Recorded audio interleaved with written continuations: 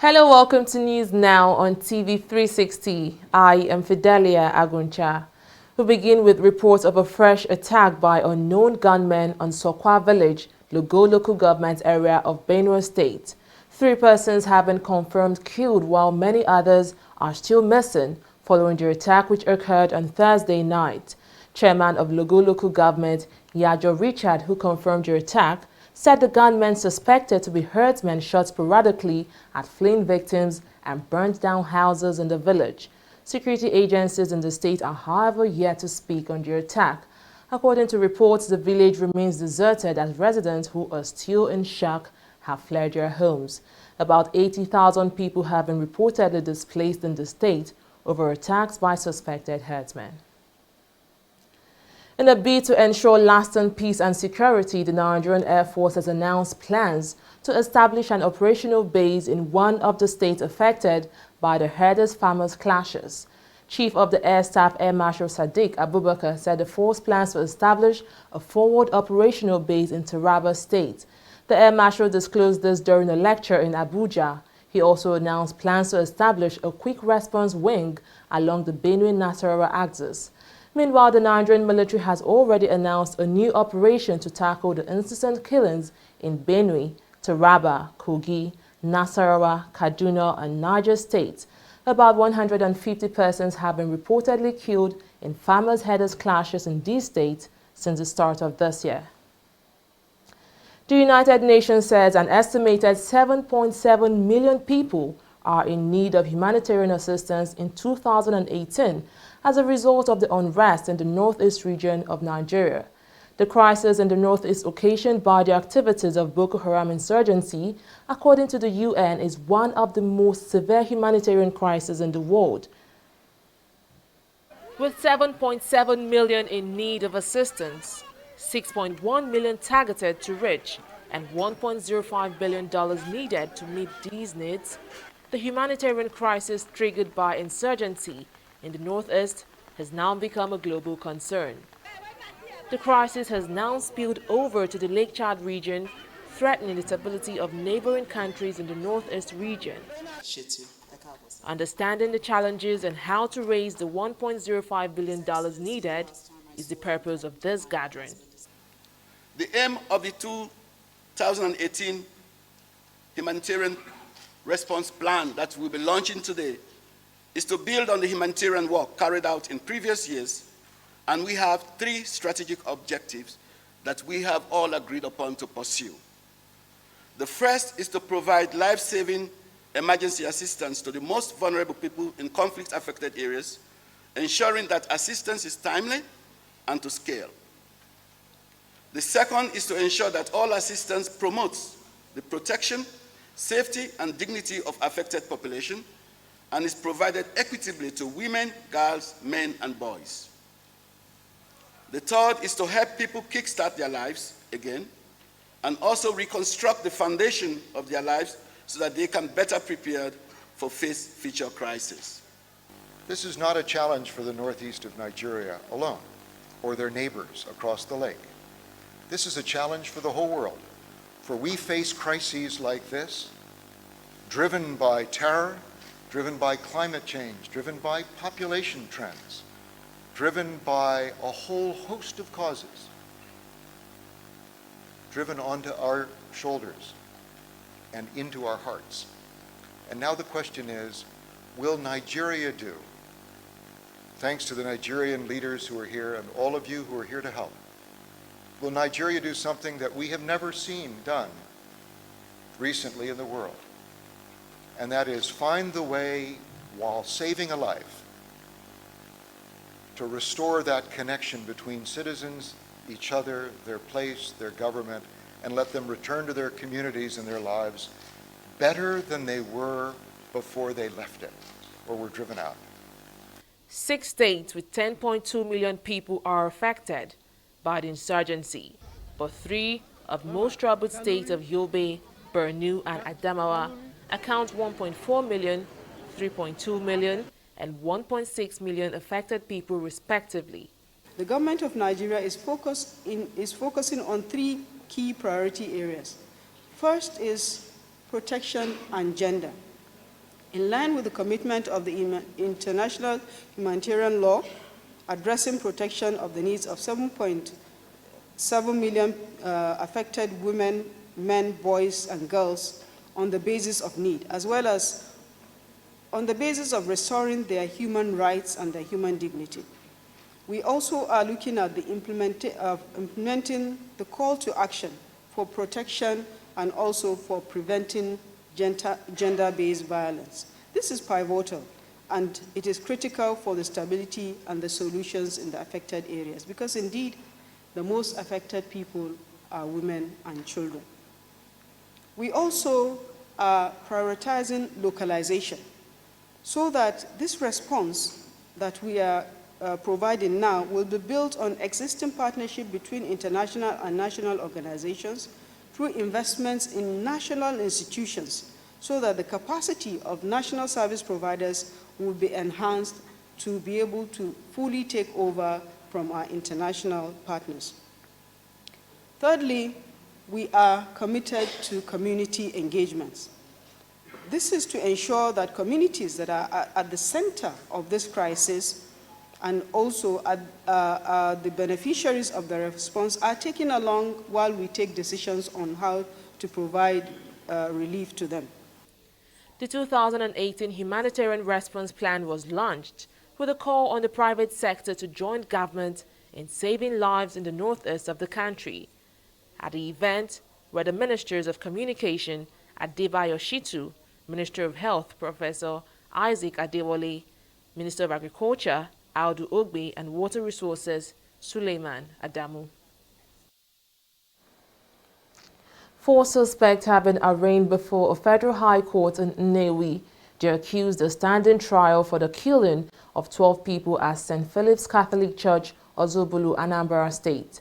The crime dates back to August 2017 when gunmen attacked the church, shooting sporadically at worshippers, killing a dozen people and leaving several others injured. The state government had promised the culprit will be brought to book. A warrant has been issued for the arrest of Innocent Chukwuma, chairman of the Innocent Motors. Justice Mojisola Dada of a federal high court sitting in Lagos gave the order over his failure to appear before the court. Innocent Motors' boss, who was earlier arrested by the Economic and Financial Crimes Commission (EFCC), is accused of violating the condition of the deal he had with the Guarantee Trust Bank (GTB), an allegation he has repeatedly denied. The case has now been adjourned to March 1, 2018. The Supreme Court has dismissed Olisametu's no-case submission filed before it, upholding an earlier ruling of the appeal court.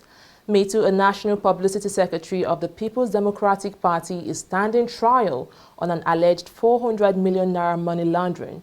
He has, however, denied the allegations. In the judgment on Friday, the 5-man panel of the Supreme Court dismissed the appeal for lack of merit.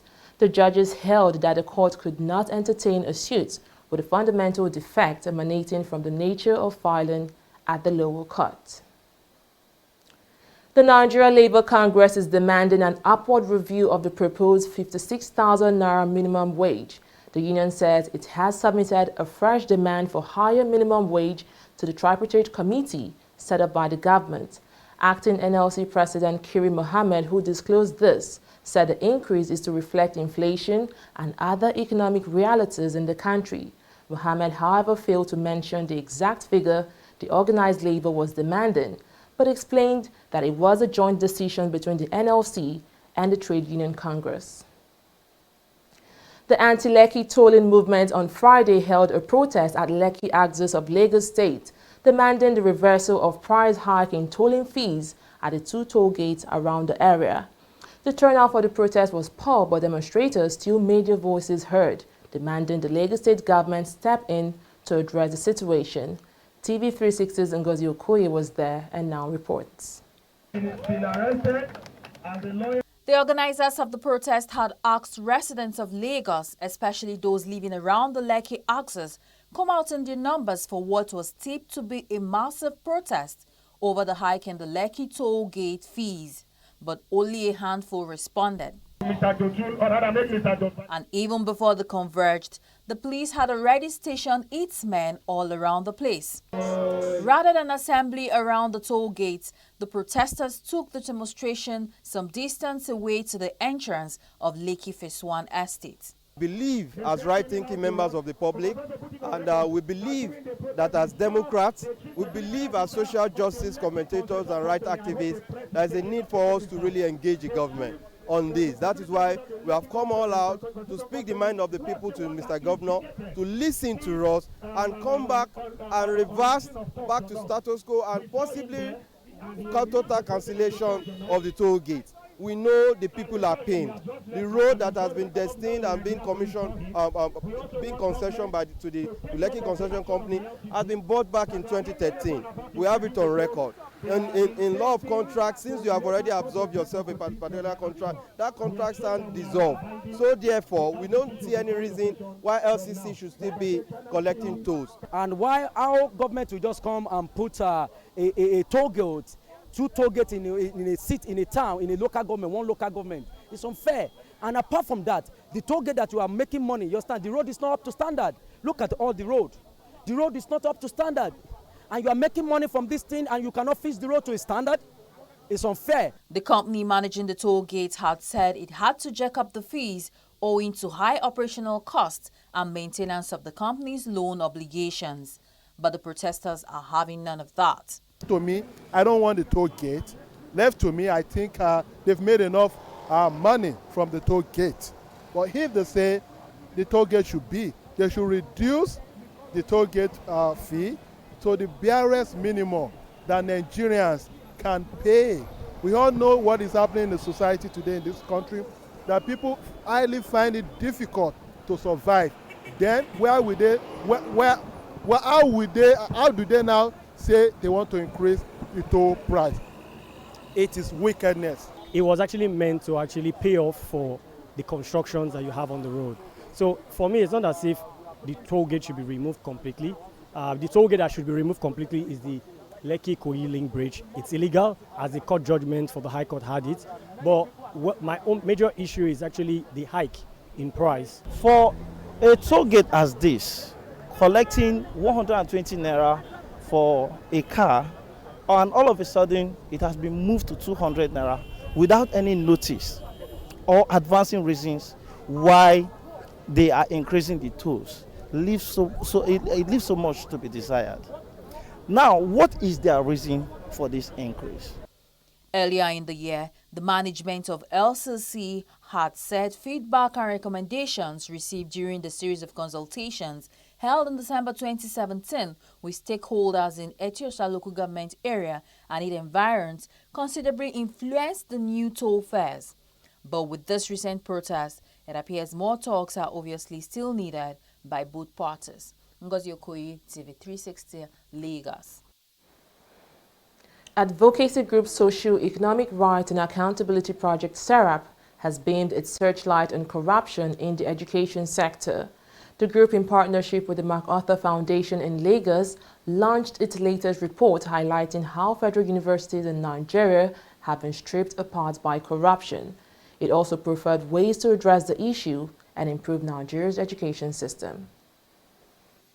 Corruption has often been partly blamed for the rot in the Nigerian education sector.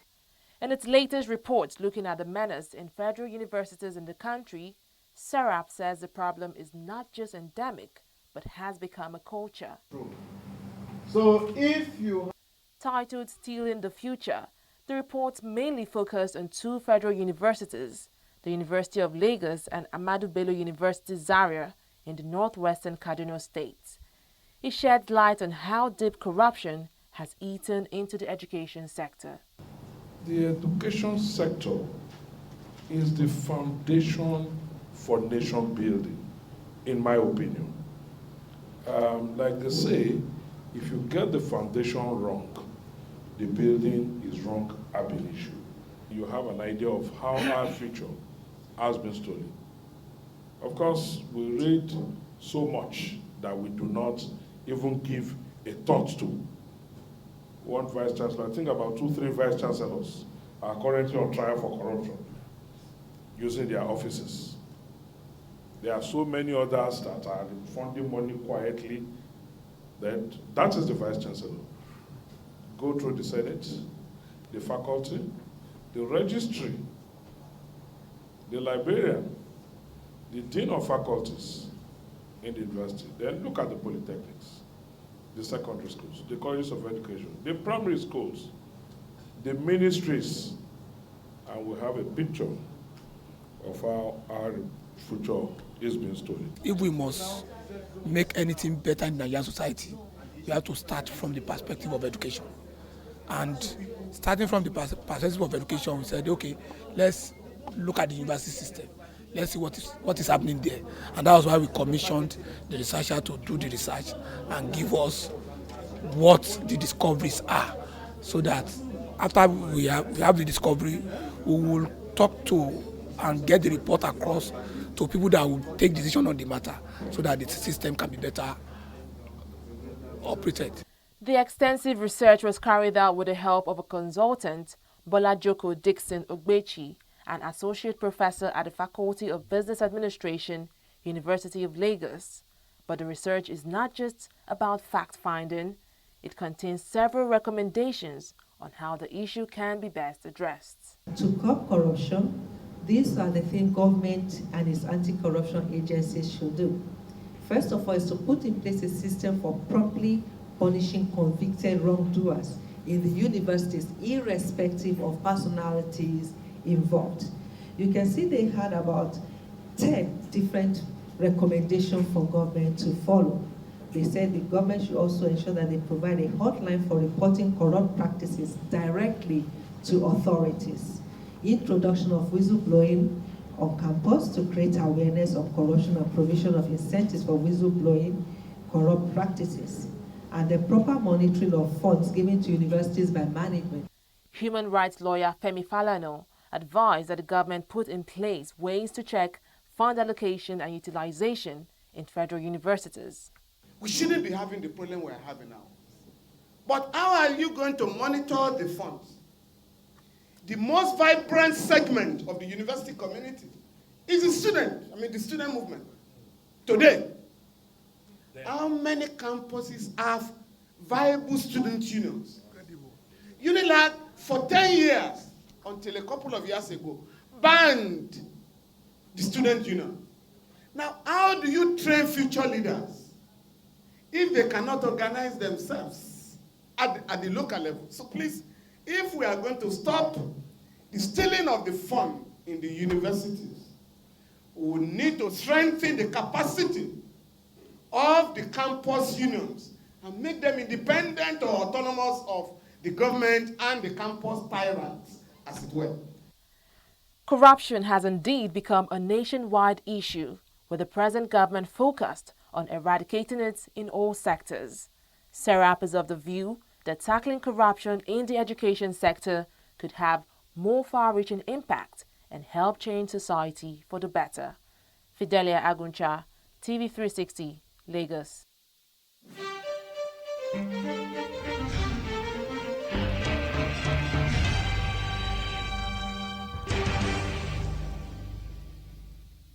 Corruption not in my country. Madam, madam, welcome.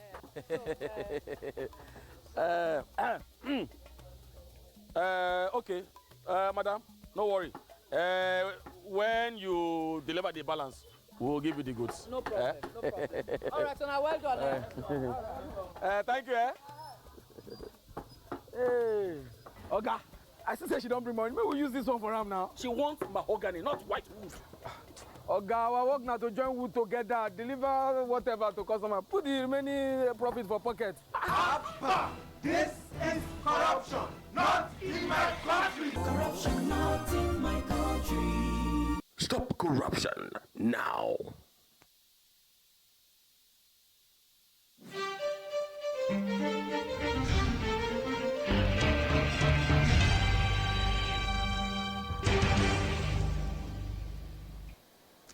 Glad to have you back.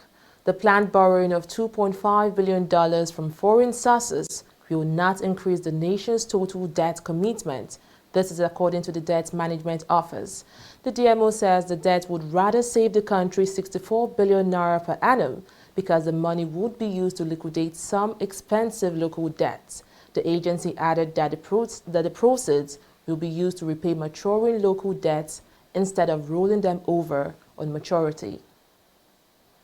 At the end of trading session at the Nigerian Stock Exchange on Friday, the all-share index closed the trading week on a downward movement as the market ended at a negative of 0.46% with a basis point of 43,127.92. This is the fourth consecutive day the market would close in red. Similarly, the market capitalization also depreciated by 5 billion to close at 15.4 trillion. Some of the top gainers for the day include Unilever rising by 3.81%. Others are Dangote Cement, Julius Berger and GlaxoSmithKline. On the flip side, Nestle maintained its position, depreciating more by 0.93%, followed closely by Zenith, Guarantee Bank and Cement Company of Northern Nigeria.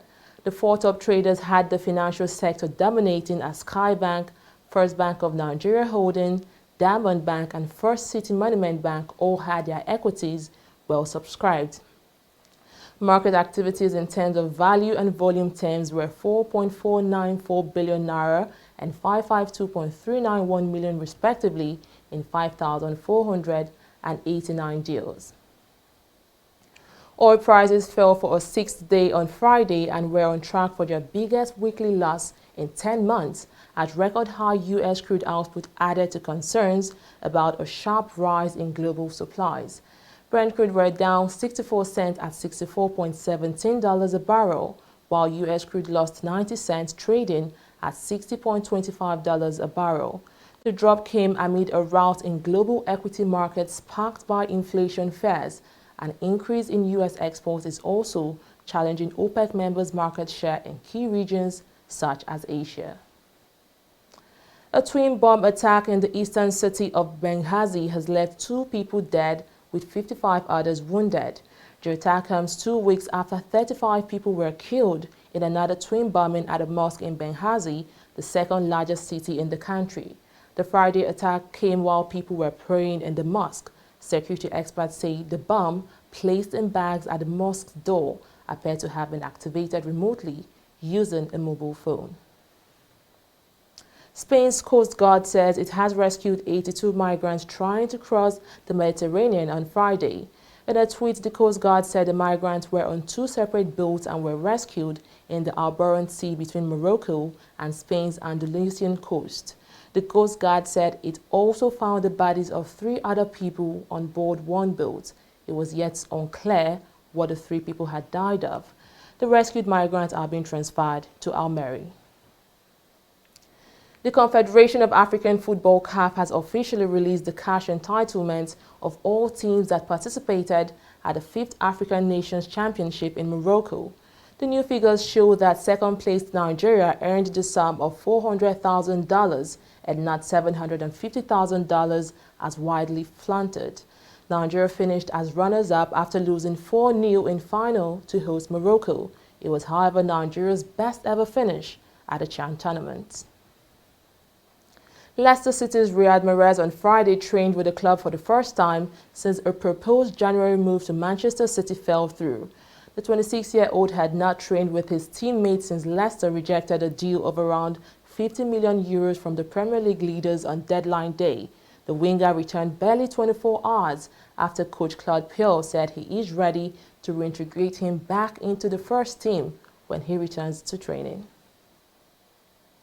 The Winter Olympic has been declared open following a glittering ceremony marked by a sudden unity between South and North Korea on Friday. The event was declared open by South Korean President Moon Jae-in during a ceremony in which athletes from the 2 Koreas marched together. Nigeria will be making its debut appearance in the tournament held in South Korea. Well, that's it on News Now. Thanks for watching. I am Fidelia Aguncha.